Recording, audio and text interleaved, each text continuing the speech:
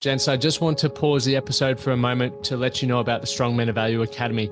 You will have heard me refer to it a number of times, and I want to bring more attention to it. So this isn't just a program, it's a life-changing environment and community of men who are focused on personal and professional growth. We're looking at areas of relationships, wealth, and health, things to help you thrive and maximize your life. Imagine having bi-monthly one-on-one coaching sessions with myself, weekly group coaching calls, and an incredible brotherhood of high achievers by your side. Now we're diving into resilience, leadership, and holistic growth to not just succeed in your career, but to thrive in your health and your relationships. Your journey to greatness, it starts here. So join the movement and you can apply for the Strong Men of Value Academy. You can head to themanthatcanproject.com to find out more. You're listening to The Man That Can Project with Lachlan Stuart, a global movement created to empower men and open up what's really going through their minds by having real and raw conversations about life's unique challenges and our individual ways of processing it all. Welcome to The Man That Can Project.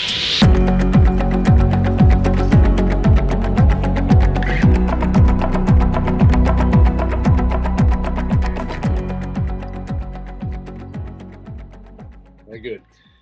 All right, team, welcome back to another episode of the Man That Can Project podcast. Today we got an exciting guest, Aaron. How you doing, Aaron? Good, thank you. And I'm really excited for this podcast, and I know we've spoken on and off about it over the last couple of months, but to now be sitting virtually face to face together to have the opportunity to hear more about your story and the adversity that you've overcome and a lot of the crazy stuff you've done. Right, like you've traveled to over 65 countries. Yeah. I didn't even know there were over 65 countries. There's a few hundred. I think I did, but that's a lot. That's a lot of travel. And obviously, you were 8 years in the Air Force as an aircraft technician. That would have been, what was that like? Actually, before I continue introducing you, what was the Air Force like? Yeah, it was a really good experience. I'm glad I did that. For me, it was more of a ticket out of my hometown than anything. A lot of people ask me why you did that or why you chose that. And there's a lot of reasons behind it. But I think the main reason was it was a ticket to travel, to earn some money, get a trade. We all sort of had that mindset when we were younger, and mainly to get out of my town. I love my hometown. I love everyone there, but I needed to get out of there, That's cool, mate. That's a good enough reason. I think, can definitely relate. A lot of people, where I grew up, were trying to get out, and the easiest way for us was sport. Not the easiest way, but the way most of us tried to get out of our hometown was through sport. But yeah, so the town where you grew up, you didn't mention, but your Lawn North, is that pronounce it? That's right, man. So it's a really small town. I like to have the little mini competition with people when they tell me they're from a small town, and they say they had X amount of people, and I'm pretty sure the current population in your Lawn North is still around 1,500, maybe 1,600 people. I was about to throw Toowoomba in the mix, but I think Toowoomba's like 140,000. So yeah, no, I remember I moved to Wagga for trade training, and everyone's like, "Oh, this place is so small and so shit," and it was like 60,000 people or more or something, and I was like, "Wow, this place is amazing, mind blown." Yeah, more than one pub. What's going on? It's phenomenal. Yeah, it's awesome. And so obviously, aside from being in the Air Force and doing a heap of travel, and obviously where you grew up, you now have two businesses, and these are two really cool businesses. And I think that the more I get to learn about you and hear of these things that I didn't know for a while, that you had all these crazy little not even side hustles, but businesses. So you have the New Farm Van. So the New Farm Van is a business where we live in New Farm, Tenerife area in Brisbane. Yep. Essentially, but it's a van you've decked out where people can, I'll pass it over to you, people can rent it. And yeah, so I actually started, so there's an app online called Car Next Door. So it's a community car sharing app. So it's for, like, let's say you want to borrow a car, but you don't have one, or you can't afford to buy a car. You can just rent one for a couple of days, kind of thing. Yeah.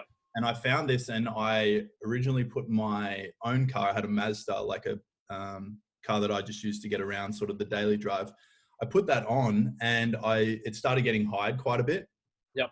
And I made a little bit of money that first month, and I was like, "Oh, this is interesting." So then I I looked into the website and actually had a lot of good information about what vehicles earned the most amount of money. So straight away, my head was in, okay, how do I earn the most with the least amount of effort, perhaps? And vans were the ones that you could charge the most for and that were hired most frequently. So I looked around the local area and there was just no vans. There were the bigger companies like GoGet, but there was no van. So I just went out, I sort of risked it, and I bought a van straight up. I just invested, got the van, and I chucked it on, and it was booked out straight for the first month. So it sort of proved that what I was thinking was right, and I sort of found a little bit of a gap. And then from there, I wanted to push it. So I spoke to a friend of mine who was a graphic designer. She came up with like a really cool design of the jacaranda tree in the New Farm Park, really recognizable. The name, the New Farm Band. And I built the website, and I've got the Instagram going now, and it's I drive it around everywhere and I see it getting driven around, and it's really cool. Like I want it to be like recognized and known, and yeah, it's just a really cool thing. I think it's really cool to know that you can just create something yourself. You know, sometimes we don't realize that every business or everything you see is kind of, sometimes we think, oh, that's for those people, they're making businesses, they're doing things. But when you just attack the steps one at a time, and then you finally get there, you realize, oh, I can make a website, I can start a business, I can register my ABN or whatever it is, you know. It's crazy, So, hey? Yeah. And then your other business as well, Quality Lifestyle Express, it's an Amazon business, right? Or eBay? Yeah, so it's essentially drop shipping. So it's an eBay store. Yep. And I source products from different suppliers, and then we collate them all, and we provide express and fast postage on the eBay site, and we get the items from different places. So people come and shop on eBay, and then we send them the items from different places. Yeah, that's awesome. Yeah. Let's backtrack a little bit. Let's see, you know, where that's a sort of a quick little overview of where you're at currently and what life's looking like. But obviously, like all of us, we all have a story. Fill us in a little bit more about the man behind two side hustles, like all the travel and the Air Force experience. Like, how did you even get to that point? Like, what was life like for you from the earlier ages? Okay, so yeah, when I hear you say story, that's an interesting thing, even because for me, when you say what's your story, I have two sort of things in my head. I think there's your story of your life, like what's actually happened and how you got to where you are, and there's also the other story that sometimes we hold on to, which is like the reason for where we are and why everything's happened. And I think there's two ways to look at it sometimes, and one's more negative and one's sort of more objective, with the sort of an objective look. But so yeah, from the start, I guess I grew up in that small town in Yallourn North. We grew up doing a lot of camping and fishing, and used to do a little bit of hunting. It's just what I expected, or what I thought. I didn't know much else, I guess, what a small town was. Everybody knew everyone. It was very safe. We all rode push bikes around each other's house. You know, it was right before phones even came out, I think, to the start of high school, maybe, the 3315s and the 3310s. I remember that, Snake on them and all that.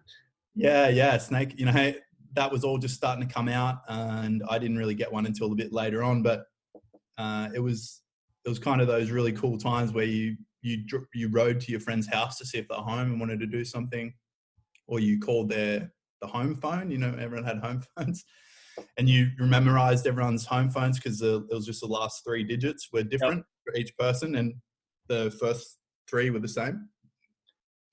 But I grew up in that small town, and yeah, we just went to school. We caught the bus to school, went to a local college in the next biggest town in Maui, went to Lawana College.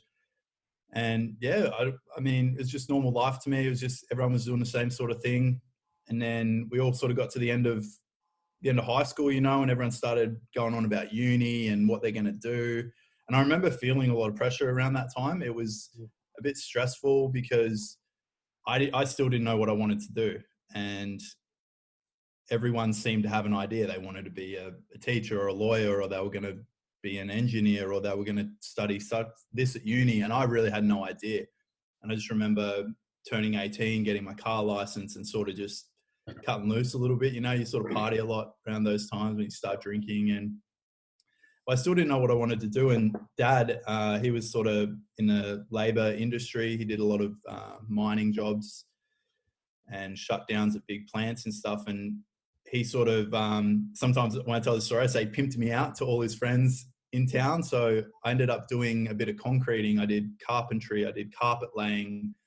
I did plastering. I worked at a sawmill. I did a little bit of everything. And it was all very physical and very laborious kind of stuff. But I did enjoy working with my hands, building, pulling stuff apart, had a motorbike for a while, and, you know, fixing your own tires and stuff. Yep. And then a friend of his actually was in the Air Force as a technician, and Dad sort of shuffled me over to him and had a chat with him. And from what he told me, it just sounded perfect. He says, yep, you're going to get paid to train. You're going to be able to travel. You're going to get a trade. And it just sounded perfect. I'm like, oh, where is it? And he goes, oh, all over Australia, you can go anywhere. And I was like, great, that's it. Ticket out. Let's go. So it was the same day, I think I rang up and I went through the process of going down to Melbourne for interviews and then going through. And then, you know, it's a long time ago, but yeah, next thing I was on a bus heading out to Wagga for training, and out I went. And then 8 years in the Air Force later, it all happened really quick, man. Like, yeah, it was a good time. The first few years were really good, learning a lot, but I hit a point where I sort of stagnated. I felt like I wasn't learning anymore. There wasn't a lot of room for growth. And it was a bit of a groundhog kind of day. Every day turn up to work, do the same thing. Every day turn up to work, do the same thing. Working constantly the whole year. Relate to that. Yeah, dude. And then, you know, you have 2 weeks off at the end of the year. You drop a few $1,000s on a holiday, or as much as you can, and then you're back at it. And it was just repeating itself. And I was getting to my wit's end with it a little bit. Bloody oath. Yeah. And so when, obviously, you know, so you spent 8 years in the Air Force, what made you want to leave, or what sort of took you in that next chapter of your life?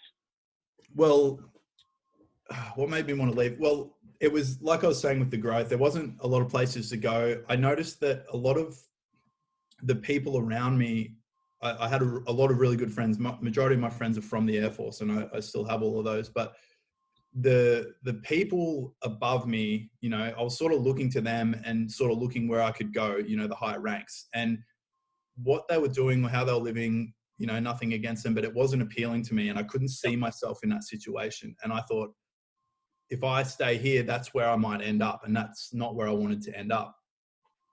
And I'd pretty much come out of school.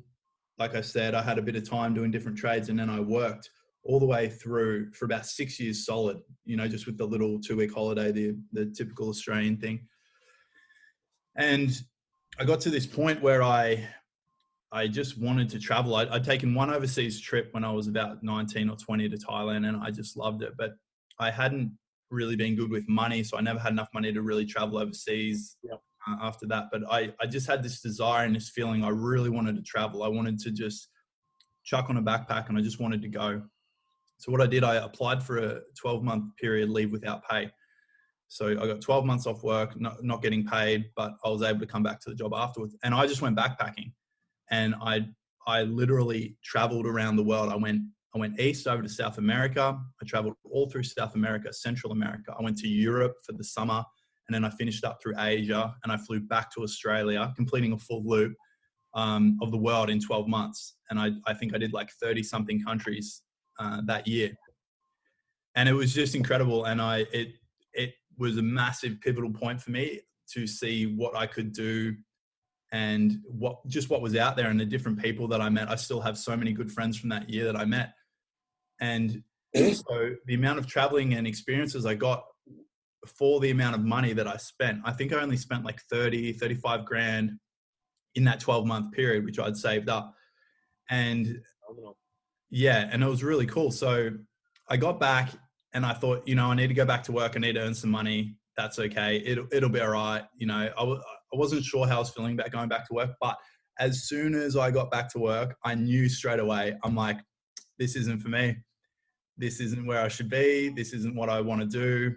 And I just knew, and it was a combination of things on that trip and the way my mindset had changed, a ton of books I'd read that really, I just knew, I'm like, this isn't for me. I've got to get out of here somehow, you know? What would so obviously you had that realization, and I think at some point majority of men listening to this have had that thought, but they don't change. Right? They remain.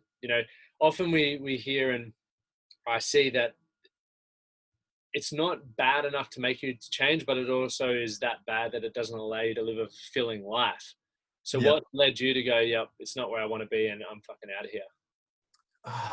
I mean, I think just seeing the world the way I did and the freedom I had was a massive thing, Yep. It was huge. I remember getting back, sort of touching on what you were just talking about it not being that bad. I remember getting back and I was going over a lot of things in my head. Excuse me. I was like, why are these people here? Why don't I want to be here? And I had an idea, but I hadn't fully internalized it. So what I started doing, I started asking other people. So I'd ask my friends at work and I go, do you really like this job?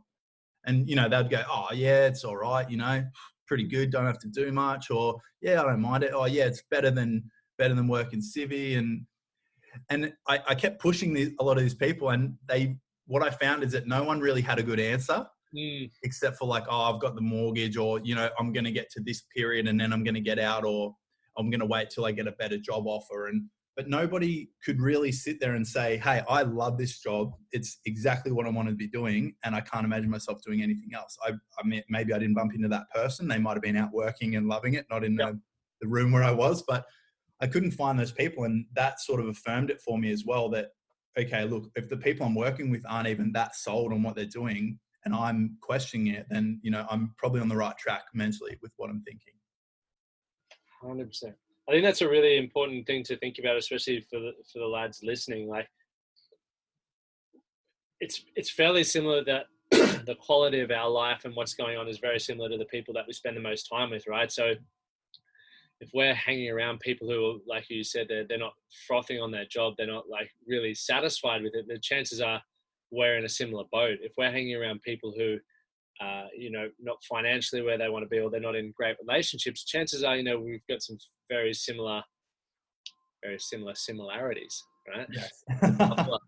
But it's a good way to almost reflect and, ask ourselves some better questions. So if I don't like how my life is playing out, what could I do to change that? Or, if you don't even want to go to that question, it might be like, what's the thing I need to ask myself next or look at next in order to validate, like you did, right? You went and started asking the people you worked with whether they liked it, right? Sort of validate a thought that you'd had. Yeah. And the other thing there too, the travel gave me was the different locations I went to and how amazing some places were. Sometimes I was on it, like in Central America, I was in like a $10 a night beach hostel, like literally in front of the beach, spending like $10 a day on food. And it was so cheap. I'm like, I could live here for a few months and this is amazing. And I started thinking about location where I'd been living. Now in the Defense Forces, you're very restricted with your location. So if you get a job at a base on an aircraft or whatever it is, you have to go live in that place. So I started asking, what do you think about this area where we live? And personally, I didn't like it. I did when I first got there, but then I realized it was kind of, it was right out west. It was a bit rough. There wasn't a lot of things to do there. I don't know. I didn't like it. I wanted to live somewhere, like Brisbane. I love Brisbane. I love the vibe and the people here and the feeling and the weather and everything. And I sort of said, what do you feel about like living here? Wouldn't you prefer to live like somewhere like this? And they go, oh yeah, but that's dictated by your job. And I started challenging that. I go, well, is it? Like, I chose where I lived for a year and I traveled. Like, why can't I build a job around where I live instead of moving to a city for a job? I started trying to engineer it in reverse. A lot of people go for the job and then they build everything around it. I started thinking, where do I want to live? How do I want to live? And then how can I support that? That's what I started thinking in my head to try and build it backwards, if that makes sense. Yeah, I've been guilty of it, and so many people are. We allow our routines, rituals, and processes to suit our career rather than the other way around. And often, for a lot of people, we have to sacrifice a lot of things that are important to us in order to fit into what our role or our job, has us do, rather than thinking how. And I love how you think, and I think the same way. If we really want to be the most fulfilled confident, empowered version of ourselves, what do I need to do to make that happen? Not fucking what job do I need to find, or what do I need to be told to do? It's up to me to create that, because I'm the only one who knows what is completely fulfilling and works for me. Yeah. And the environment, I think, is such an underrated aspect of our overall health, our mental health in particular as well. Our environment is so crucial to how we feel every day. So if you go live somewhere that you hate and it's shit and it's cold or whatever, and there's nothing around that you enjoy doing, you're not going to be happy. You might be earning the most money you've ever had in your life, but I can guarantee you're probably not going to be feeling that great compared to if you're living somewhere that you really enjoy living. 100%. Yeah. It's what do you spend the most time doing? Yeah. And, obviously going through that and working out to really design your own life, right? Rather than just sort of fit into a different mold like most of us do. Have there been any challenges that you've been faced with that you've needed to overcome, and what sort of made you remain disciplined, focused, and consistent moving forward to creating that, I guess, that life by design is how I'd call it? Yeah, look, I won't lie. Like there was a period where I did slip back into the Groundhog Day in the work cycle. So when I actually got back from that 1 year trip, I filled out my paperwork. I was ready to go. I was out of there within a couple of months. And then the opportunity came up to go on a deployment. So the deployments are where we go overseas and we work for a few months and we can earn and save decent money. And at that time, I just spent a whole heap of money on the 1 year trip. So I was kind of broke at the time. And this opportunity came up. So I sort of had to dig in and actually just put in another 5 months of work, but I maintained the goal and the knowledge that after that I was out and I was going to move on and do what I wanted to do. And I did that. I got through it. I remember there were some periods where I sort of fell into this trap of complaining and talking like everyone else and sort of getting lost in the work life again. But I actually had some journaling at the time, and I had notes on my desk to remind myself of what I wanted and where I was going, and that this was temporary, etc. Because I remember having the thought like, oh, this is good. Like I can earn good money. I can do this next year. This isn't that bad. I started talking like everyone else again, but I caught myself, and I went through with getting out. And after that, I think the big challenge was fear. Yeah. And sort of the uncertainty around what I was going to do. I remember thinking, well, shit, I don't have anywhere to live. I don't have an income. Like this money could run out. And a lot of these fears were coming from people asking me questions as well. What if you run out of money? What if you can't do this? What if you can't get another job? And for a little while, I internalized those fears as well from what they were saying. But the overall driver that I had from that year of travel, it was strong enough to keep me going in a direction. And I just knew that doing what I wanted to do and living where I wanted to live, how I wanted to, was the right thing. It just felt right to me. Yep. The pain and the thought of going back to that life I had was enough to push me away from it and into where I am now, where I wanted to go. But there's so much, it was really scary to completely quit a job that just for like 8 years has been a solid source of income where, you're on a good salary, you're highly trained, there's a lot of benefits. And just to, a lot of people say, oh, you're throwing it away. All the higher ups had to, have the conversation with me as part of the procedure to sort of say, what are you doing? Why are you doing this? And a lot of them didn't understand. And I don't know if I was fully certain at the time either, but I just knew that it was the right direction. If I didn't have all the answers, it was okay. But I knew that's where I needed to go. That's so brilliant. And I think just to recap on that, and I know there's a lot of men who work in the mines. So, I guess the lifestyle of the mines, especially the fly in, fly out, they have that time away, and, often it can be very lucrative, but it is easy to fall into that trap from a lot of the men that I've worked with and spoken to around it. And, you get used to that income level and the safety and the quality of life that it is hard to leave, even though, you're sacrificing, you might be sacrificing spending time with mates, sacrificing family, just sacrificing routine even, right? In order for doing that. So going back, I think it was an important part to understand that we all have the ability to create a life that makes us fulfilled, right? We don't necessarily know what that may look like at the beginning, but if you're not happy with where you're currently at, that's when you need to start making some changes, right? The people around you potentially mightn't agree with it, or they might try to make you really reconsider it and tell you about all the fearful things that could happen, the scary thing, the risk, all of that. But if we think about it, right, we're only here for 100 years or whatever. And if you're not fulfilled and if life's not going how you thought it would be, isn't it better to take the risk? Because at least right? If you fucking, my belief is like, I'm so focused on just being certain in my own ability, right? I know I'm going to face challenges and obstacles every day, as you do and as everyone does. But rather than focusing on what they may be, because a lot of them never happen anyway, I'm just like, well, fuck, whenever one of them arrives, I'm ready for it. I know I'll be able to be resourceful. I'll be able to outthink it. I'll be able to overcome it. But I don't want to waste any mental energy on it until there. So for all the lads who are listening to this, Aaron, you did something amazing, right? You had an incredible career.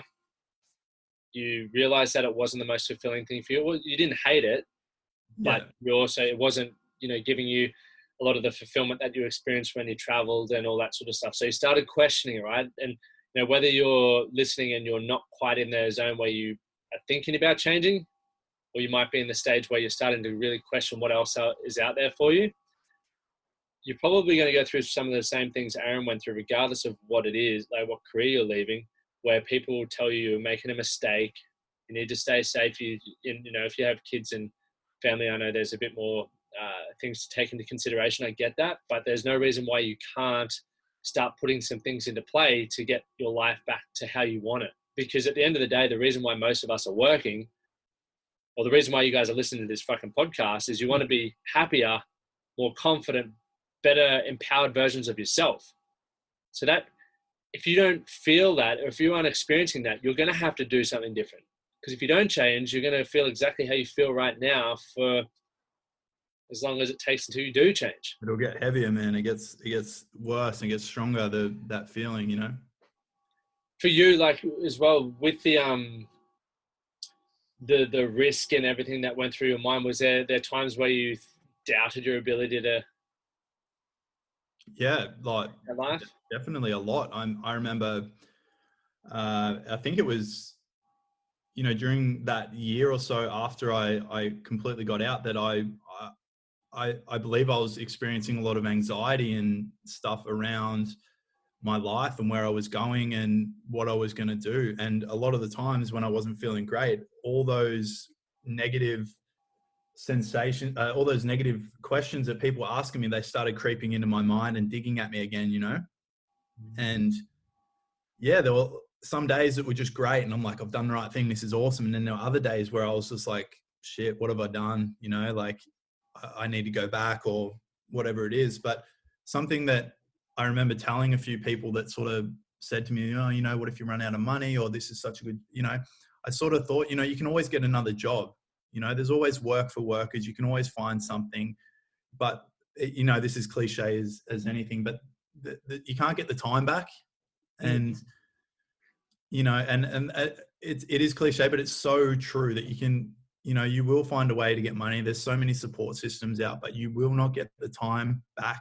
And I think it's so important that if, a lot of people spoke to me, excuse me, and, after my trip, and they'd say, that's so cool. I wish I could do that. I want to do that. I'm so jealous. And I said, well, go do it then. Like, if you really wanted to do it, you would.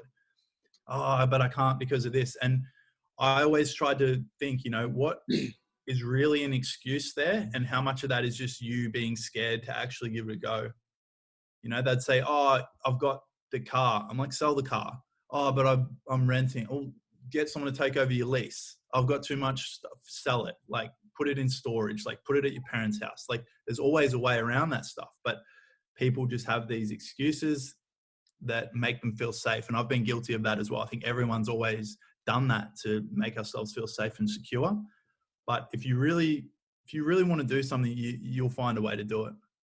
100%. I think one of the craziest things is fear holds so many of us back. Fuck, myself included in some aspects of my life. We've all got it, right? So if there's fear holding you back, and you, rather than just taking that leap, if you're not quite there, ask yourself, what do I need to do to get a little bit more comfortable stepping towards that fear, whatever that is, right? So as you mentioned, Aaron, some people say, oh, I'd love to do that. I got my car. Sell your car. Fuck that. That's scary. Okay, well, maybe ask yourself, what do you need to do or get in order to feel more comfortable selling your car, so that then you can go, like, what's the next step for you? And it is about perspective. So many of us are limited by the fact that, poor questions and poor perspective, right? Why I can't, or I can't do this because of this. I can't do this, blah, blah, blah. And so we just validate why we can't do things, rather than flipping the perspective and going, this is why I can actually sell my car. Or if you don't feel you can, well, how can I sell my car? Or how can I make that possible for myself? We've got our blinkers on, tunnel vision, and we don't allow ourselves to see outside of, our own current belief systems, which have us feeling how we currently feel. And like I keep going back to, gents, if you're in a position where your life isn't that great, or the people around you aren't that great, or your own thoughts about yourself aren't that great, got to start fucking changing things. Like, it sounds simple to do, and I understand that everyone's going through their own things, but eventually you're going to have to start questioning and challenging your own beliefs and thought systems. Going back, can I call you Az? Call me Az. I really feel like calling you Az, man. I've got so many nicknames, man. Like, I've got Az, Aaron, Lawsy. It's fun. I have different ones for different people.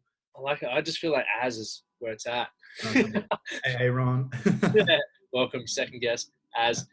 But, obviously, you said before you created some anxiety around your life, and a lot of that, the environment, people questioning your ability to move forward and all that sort of stuff. What allowed you to overcome it? Was it perspective, or, obviously you had some challenges like we all do with it, but how did you sort of get through that period where there was anxiety creeping into your life? So I remember pretty specifically what the big one was. So at the time, I think it was before I went on that trip, and I started reading like Tim Ferriss's book, The 4-Hour Workweek, right?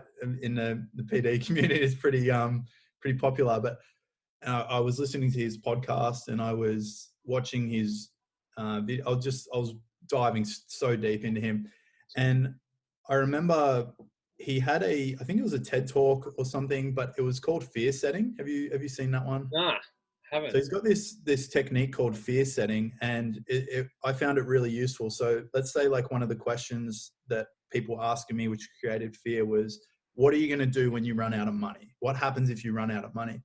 So your fear might be like, that's the worst thing ever. I'm going to like die or something, Yep. But what you can do with fear setting is you kind of go in reverse, and you say, okay, what is the worst possible case scenario? What is the likelihood of that outcome? So I did that, and I said, okay, I'm overseas and I completely run out of money somehow. I put myself mentally in that situation. Is what you do with this fear setting. So I said, okay, well, I'd need to get home. I could call my mom or dad. I could call a friend. I could borrow a little bit of money to catch a flight home. Okay, now I'm still broke. What am I going to do? Well, I can live with a friend for a while. I could go back home and live with my parents.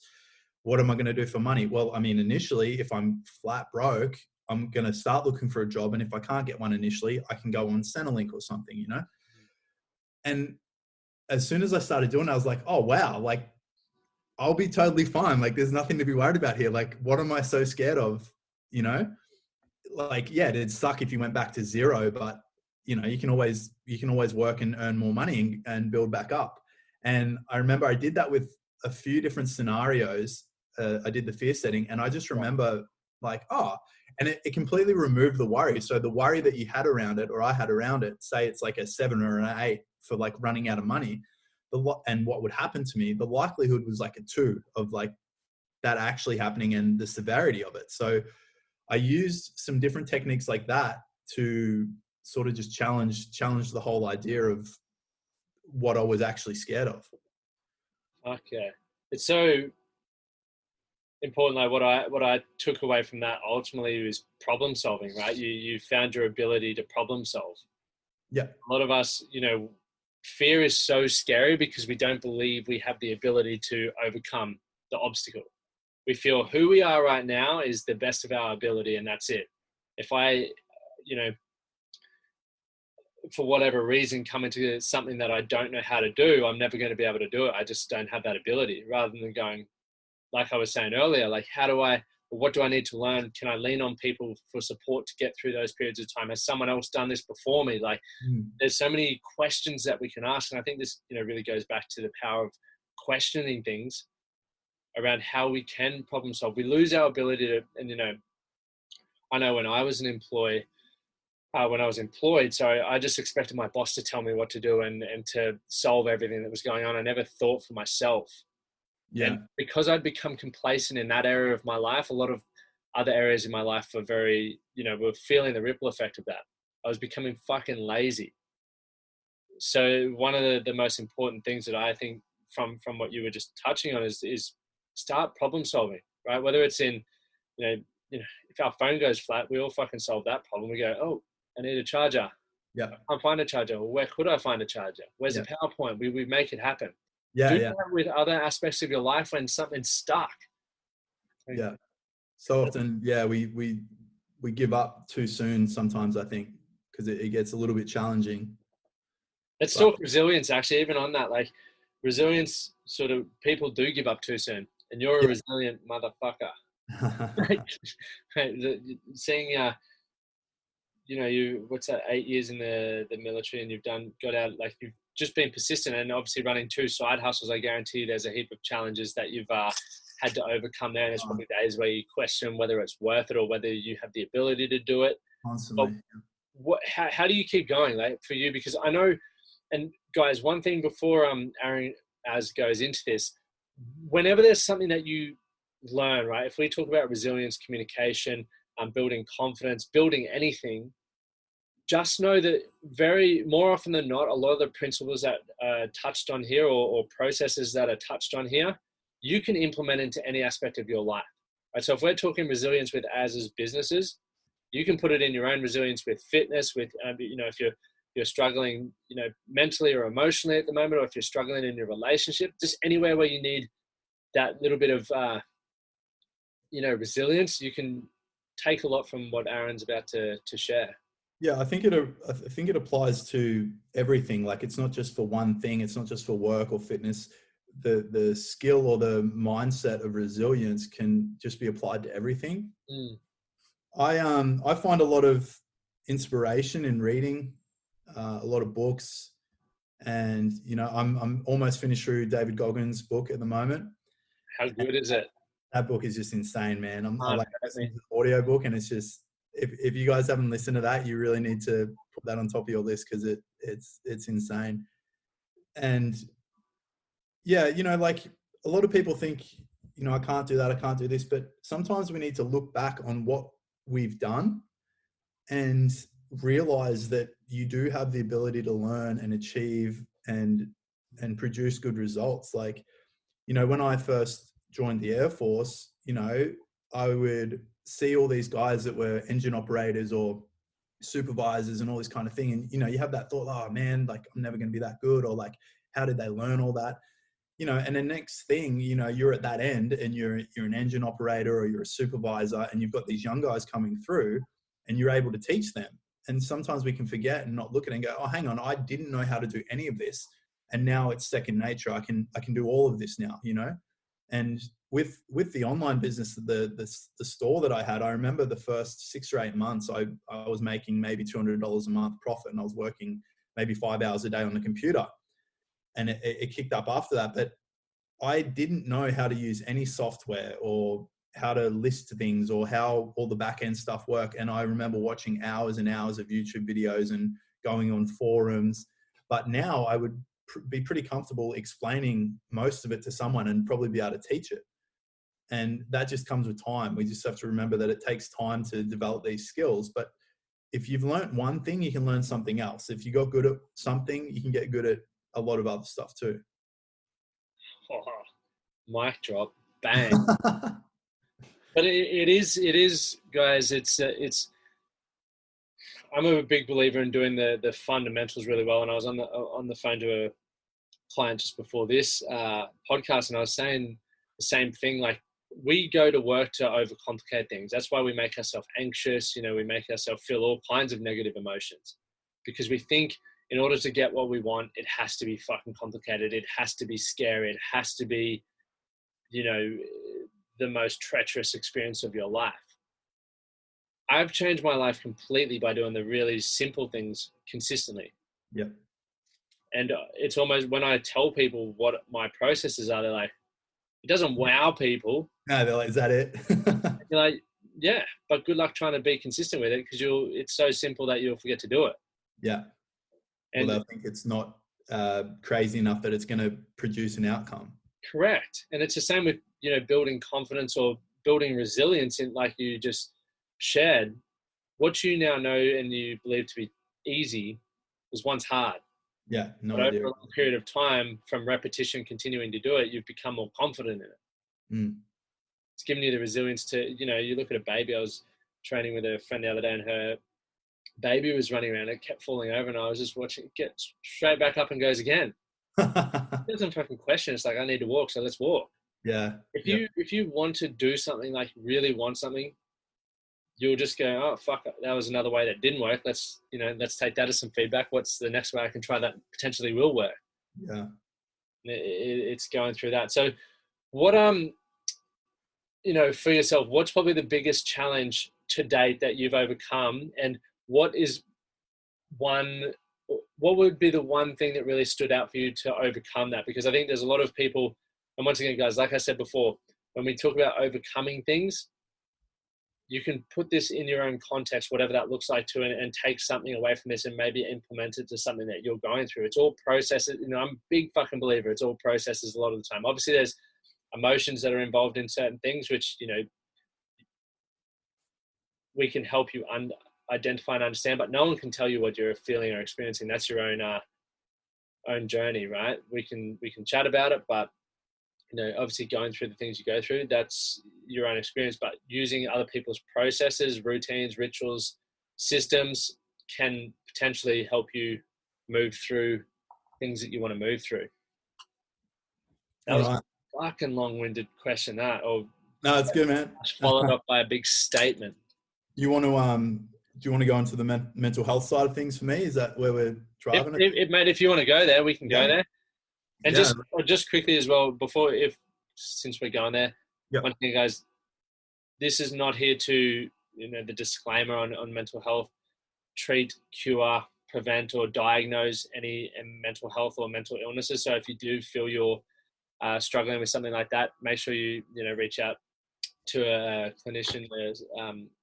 I was going to say physiotherapy, psychiatrist or a psychologist, or, you know, reach out to Lifeline and all that. I'll attach those numbers. But yeah, we'll go there. So Az and I started doing some work together a couple of months ago, and this was, I don't even know where we're going to go. We'll see where it goes. But yeah, let's do it.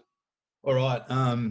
So yeah, let's get into it. So for me, this is something completely new. Everyone listening this podcast, and this what I'm going to get into now is going to be a first for me, talking to more than one or two close friends about it.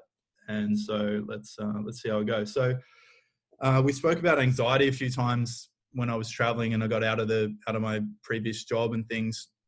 And a lot of this stuff is kind of hard to remember, but I'll do my best to try and keep a consistent timeline for everyone. But I started feeling what I felt was anxiety. I didn't label it as anxiety at the time, but I started having these somewhat of a breakdown, right? So I remember I think I was in Brazil when I had one, and I woke up one day and I just remember trembling, shaking.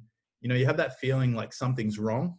And I just wasn't feeling good. And, you know, it passed after a few days, but over time, these feelings that I was having, it grew stronger and they became more frequent. So, I mean, I couldn't name or label dates, but it was when I was back in Brisbane here, but I started feeling really shit. I started feeling what I call now depressed. I had a low mood and I had a lot of anxiety. I had anxiety around people.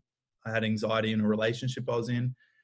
I had such severe anxiety at one point where I remember being out in public with a girlfriend, and I had what could be seen as an anxiety attack. And we had to run back to the car, and I actually vomited. I was getting that anxious. I don't even know what about at the time, but I was actually vomiting and having a huge physical response to how I was feeling emotionally. Now, at that time, I didn't understand really what was going on. And it was a really shit place to be. Anyway, so before I started seeing you, Lockie, a couple of months ago, Yeah. started seeing you. So probably in the 6 months before that, maybe 3 to 6 months before that, is where my depression and my mood got to the peak of its severity. And I was having frequent breakdowns. And when I say a breakdown, for anyone that doesn't know or hasn't had one, the one I remember quite clearly was I was on the bathroom floor at a friend's house that I was staying with at the time. And I remember I was sort of screaming. You've seen that movie, sorry, sidetracking, but the movie where or any movie where an alien or something tears out the inside of something's chest, like it explodes out from the inside or something. Is that Alien? Yeah, let's go with Alien. Yeah, so I'm trying to lighten this up a bit.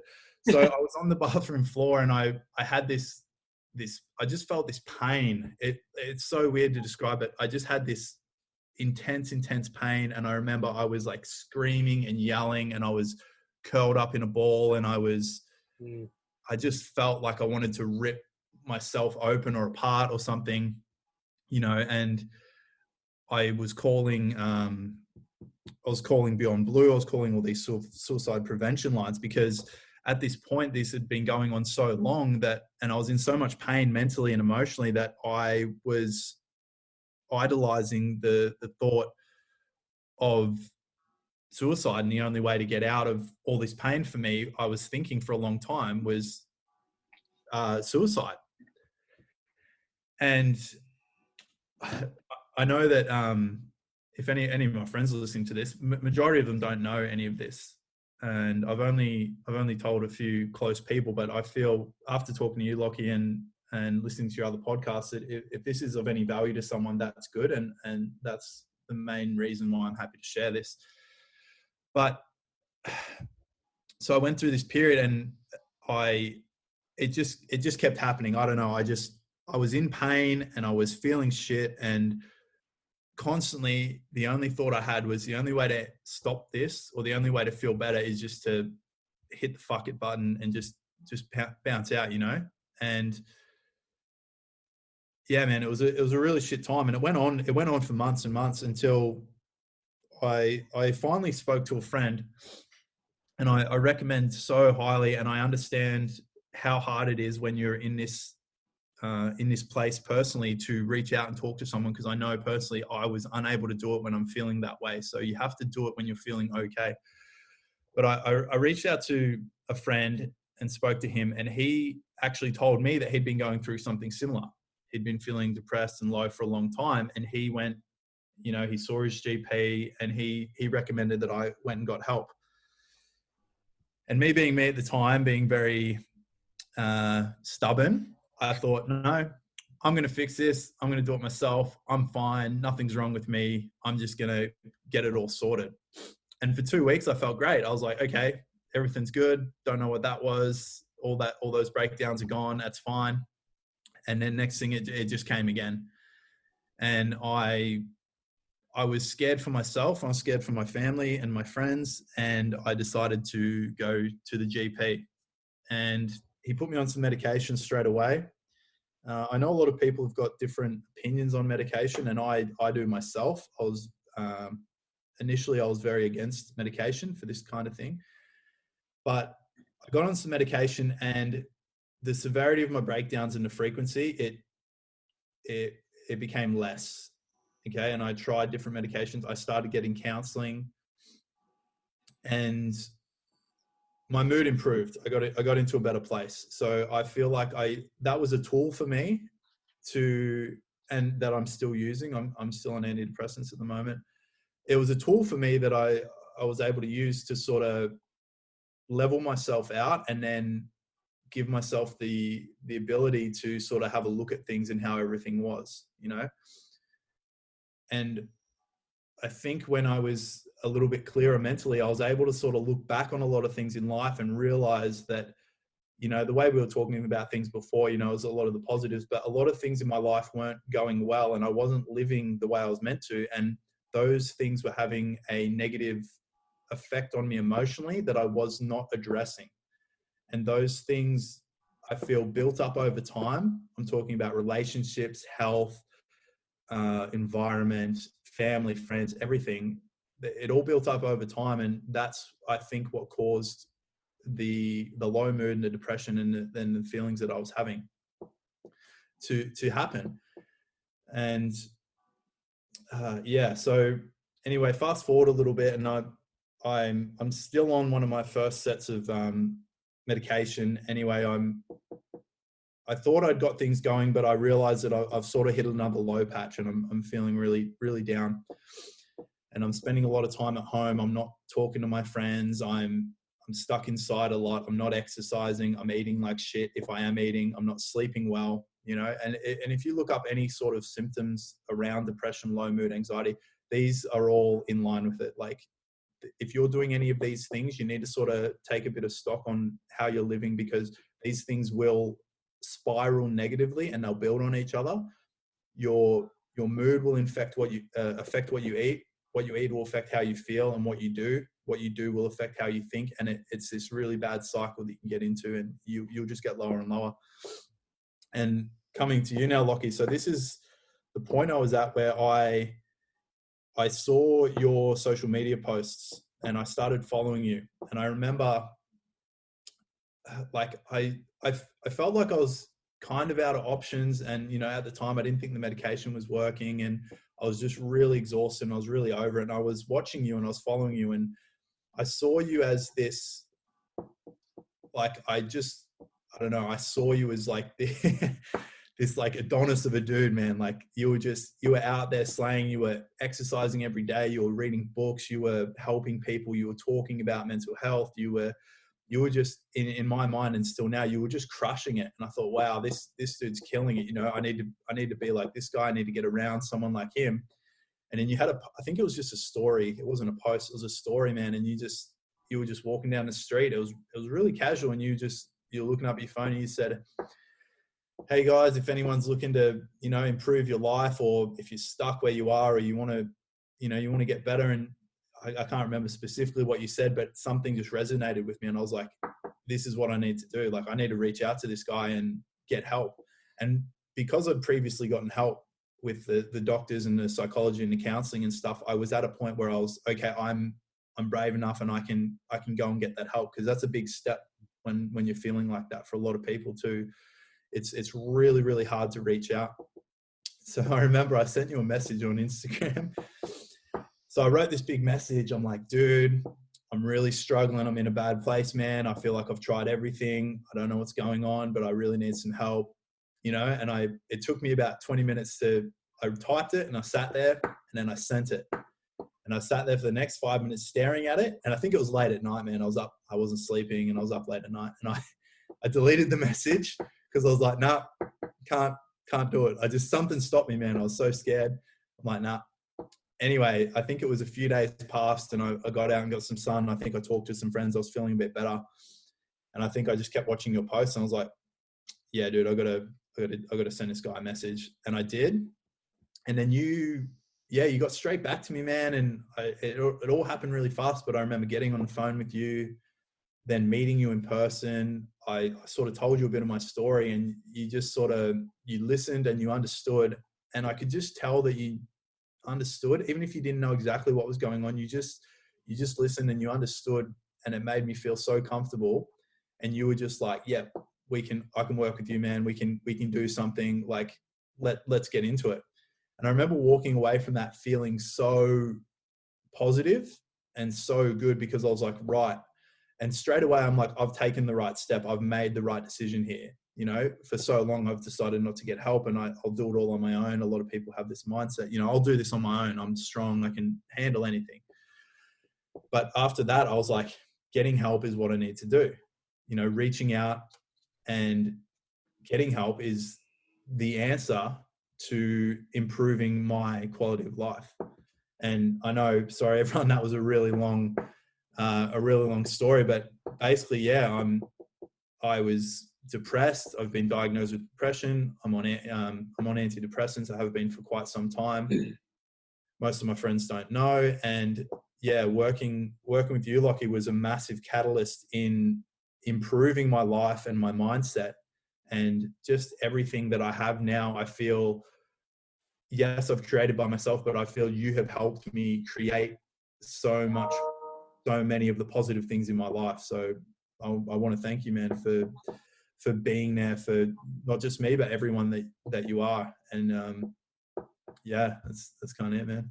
I appreciate you sharing that story, and it's cool to even hear it all the way back through. And there's some things I'd love to sort of touch on. I think, you know, one of the most powerful, or a few of the most powerful things is like, one, reaching out, and also understanding that when you're in that pit or whatever it feels like for you, it's hard.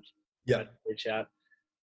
So exactly doing what you said, but it's also, you know, it's the accumulation of getting the right tools and resources in your corner. Like, I don't think that, I'm a big believer there's no one size fits all approach. Like, I'm not the one size fits all for anyone. There's, you know, everything plays its part and plays its role, and different things do different things for different people. That was a bit of which is why I think it's really important to, you know, not as people, and especially when we're struggling, we hope that when we do build up the energy or the courage to ask for help or try something different, we hope, I hope this just fixes me completely. Yeah, we want a magic pill. We want to put the bullet. Rather than going, this is just a step in the right direction. It's going to help me understand a little bit, but I also need to gather some things, you know. And like you touched on before, you know, medication is a brilliant tool because it enabled you to get to the point where you could start thinking differently, right? And thinking in a way and reflecting.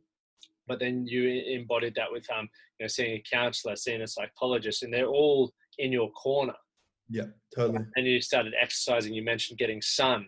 Yeah. And you came and saw me as well. Like, there's all these people in your corner who are helping you just understand yourself a little bit more. You know, so ultimately it's all back on you for doing that, right? And I think it's phenomenal. Going back to the very start, because you said obviously a lot of your friends don't know the extent of you know, what your challenges have been, and you know, or not even challenges, just your life, right? This is life. We all face challenges.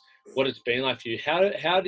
If there was a way, or if, you know, because there's going to be a lot of people who listen to this, and, you know, whether they're experiencing it themselves or they may want to know as a friend, like, how, from your experience, do you feel you could have been better supported potentially, or people could have reached out to you or checked in or stuff like that? Yeah, look, I don't think it's like, what I want to say is that if anyone is listening, or anyone that I know, it's not like you selectively tell people for a certain reason. And when you do tell someone, it's a really interesting thing that happens. So what can happen is you'll just be with a friend. It might not even be your closest friend. It might just be, sometimes it can be someone you've just met. Yep. And you might just have a conversation, and you might just be in a certain mood, and they might just mention something that makes you feel a certain way. And then it's happened to me with strangers. This is the weirdest thing. I've mentioned more sometimes about my mental health to strangers than I have to friends that I've had for 10 years. And this is really strange to me, but sometimes you'll just be talking to someone, and you'll feel something, or you'll catch a vibe, or they'll say something, and you'll go, hey, yeah, look, I'm actually on antidepressants, and I've been feeling pretty shit for a long time. And then you'll sort of go, fuck, I just met this person. Like, why am I telling them this, you know? And I think a lot of people can relate with telling random people random things, you know, like when you're out in a pub or something and you might be drinking, you might just tell someone a random thing that you've just met.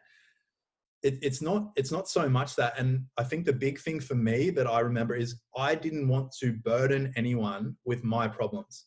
I did not want to have my friends, like all my friends are amazing and they're always there for me. And I know that a lot of them might even have an idea about this, and they will sometimes be like, hey man, if you need some help or you want to talk about anything, yeah, no worries, man. Thanks. That's great.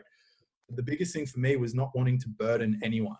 You know, I was always under the impression that this is my problem and I'm going to fix it, you know, but what I found later, that the more people I talked to or the more people I told, the more I found out that it was normal to feel this way. It was normal to be feeling so shit all the time. And a lot of people are.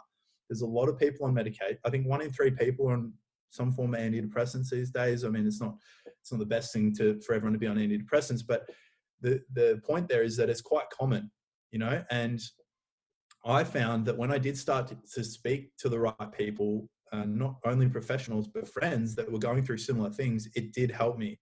And to understand that they were feeling the same way, and they would, oh, you know, try this, or I've done this, or, you know, call me. And when you know that that person understands on a deeper level, you're more comfortable talking to them. And it's not that my other friends aren't like that, I'm not comfortable talking to them. It's a combination of not wanting to burden them and also thinking maybe they just wouldn't quite understand or they wouldn't quite get it and I might be wasting my energy, you know? But I think for being there, or for friends that might think someone's going through this, don't, for me, this is a personal opinion, don't push, don't ask, don't do those kind of things. For me, the best thing you can do is just be there.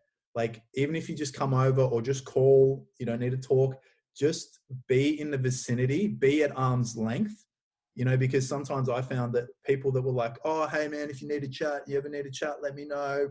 Sometimes that was sort of like, you know, nothing wrong with me, man. I don't need help. Like, you know, but if someone was just like, come over and they would just sit there quietly on their phone, I would sometimes feel more comfortable talking to them because they were just there, you know?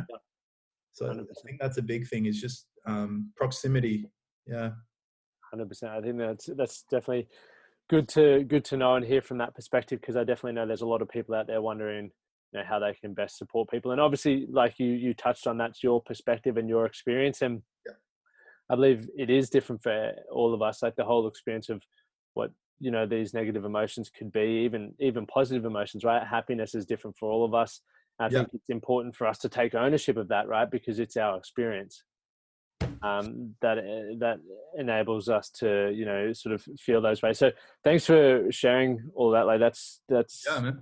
a powerful thing. And, you know, you touched on some great things, obviously, you know, how people can best support you, how you felt going through that, but also the tools and resources that you implemented in your way. And I'm a big believer that if you're, you know, if you can relate to Aaron's story and you're experiencing similar things like depression, anxiety, or anything like that, definitely seek professional help. Go to your GP. Yeah, it's definitely the first step. I remember with my friend, he was just like, you know, I was trying to find a solution, and he just said, just go to the GP. And I really think that's the best thing you can do. I know in Queensland, you can make an appointment and you can get put on a mental health plan straight away. I'm pretty sure it's all covered by the government and everything. And it's a really good ball to get rolling. You can get some counseling, and I know it's super scary and intimidating and you need to find the right people to connect with, but yeah, it's definitely the first step, is go to your GP and let them know what's going on. Yeah. And before we ask one last question, just be mindful. I know for a lot of blokes, there's a stigma around it. And, you know, if you break your bloody arm, you go into the GP to get it plastered up and fixed, and then you get all your buddies to sign it, right? It's the same with mental health. Doesn't, you know, struggling with depression, anxiety, or anything, any mental illness doesn't make you any less a person. It doesn't define who you are. It's something that you're experiencing and going through. Yep. And, you know, you acknowledge that, people support you, and then, you know, you not deal with it. You you know, put things in place to get yourself to a position where you can, you know, overcome it and get back to what you would perceive as your normal self. Yeah. And people need to look at it as any other problem, like, you know, a broken piece of furniture or a body part, your mental health. It's just a problem that you need to sort of solve. And there's the stigma's dead, man. Like, I think it's all the work you're doing is really good, but I know some people still have that idea and it's not spoken about enough, but I think people need to just be more comfortable with it and be more open. 100%, 100%. So last question, I haven't prepped you for this one because I never prep anyone for it. I think I know what it is. Oh, I haven't prepared, but yeah. I can guess. What's your definition of being a man? There it is. See, I listen to your podcast, man. That's why. Yeah. You can always tell when people don't listen or they hide it well. They go, "Oh, stump me." Dude, I asked you if there's anything I needed to prep. You're like, nah, it's all off the cuff, man. It is. I won't lie, I've thought about it a little bit, but okay. So definition of being a man. Okay. Man, I'll try to keep it short. I think to be a man there's a few things you need to. I sort of still believe in the old, what might be considered the old paradigm, which is you need to be a strong figure, like a strong physical and emotional figure, a provider. You need to be protective, and you need to be a rock for someone, or for your family, or for your friends, and for your girlfriend or partner. You need to be that solid thing that they can rely on and lean on and look to. But you also need to have the guts to be vulnerable and to be what's the word I'm looking for? I don't know. You've got to be able to have the softer side and the understanding and the masculinity to be vulnerable and open up to people as well, because that sometimes is as impressive, as like being strong and lifting weights, as being vulnerable and being open, honest, and raw with people. That's just as impressive and just as much of a strength to being a man, I think. Love it, mate. Love it. I think it's really important, and the reason why I love hearing what everyone's definition is, because there's someone out there somewhere who can relate to that. And I think it's important to understand that there is no one size fits all approach. We're all entitled to have our own definition of what that is. And I think that's what makes us all incredible, is our uniqueness to owning that, right? Yeah, it's dynamic too, man. Like, it can change. You can have new ideas. You can change your perspective at any time. It's not a set thing. And where can people find you if they want to, find out about the New Farm van and all of those sorts of things? What are your hashtags, links? Yeah, right. If you're in New Farm or Brisbane and you need a hire van, you can find us on Instagram. It's just the New Farm van, and the website is thenewfarmvan.com.au. If you want to do some online shopping, head to Quality Lifestyle Express on eBay. And if you want to see about 8 or 10 old travel pics of mine, my Instagram, my inactive Instagram is aaron.s.laws.